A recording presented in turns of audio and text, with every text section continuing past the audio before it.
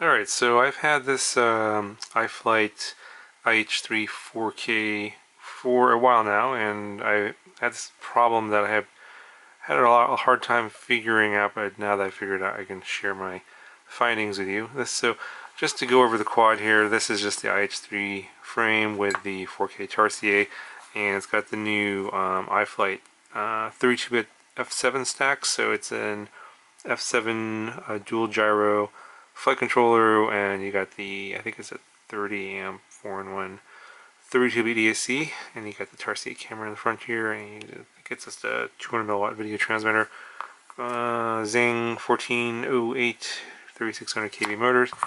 So it's just, in terms of like the way it flies and everything, it's pretty similar to the GEP-RC Cine style, except those are 1507 motors versus these are 1408. So you guys can look at the flight footage at the end and compare for yourself as to what you think is better, but I think they're both pretty similar, and I've done reviews on the frame before.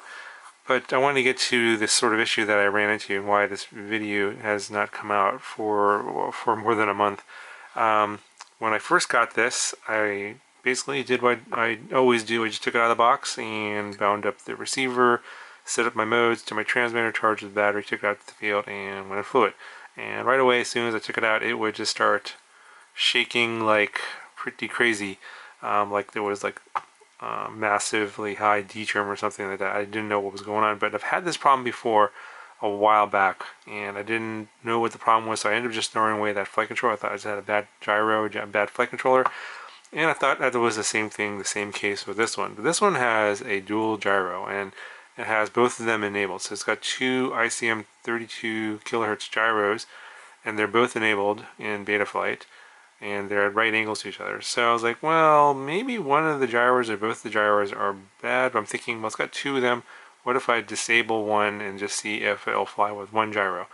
And so I enabled the first gyro and went and flew it, and it still did the shaking. So I was like, okay, well, I'll disable the first one and enable the second one and just fly it on the 1 second gyro, which I did, and it flew perfectly fine.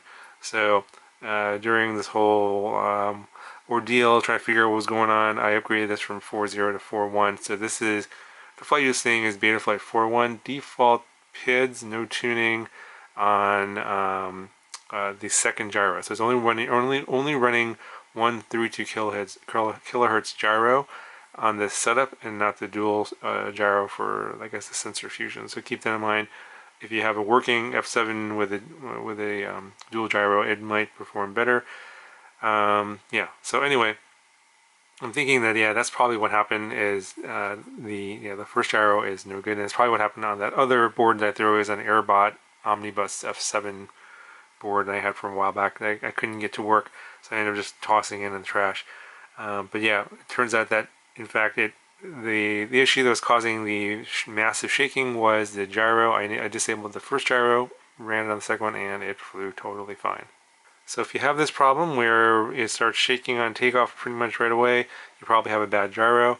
And if you're lucky enough to have one of these with two gyros, then just disable one and enable one and see if one will work and the other one won't work, etc. Just process of elimination. If you are unfortunate to have just the one gyro flight controller, then yeah, you're probably going to have to toss that one in the trash. But the question I have for everyone out there is, how many of you guys have had these ICM gyros or 32 kilohertz gyros with this problem? I've never had this problem on an MPU 6000 gyro. I've only had this on the 32 kilohertz gyro, and only one at a time. That's all I've had this.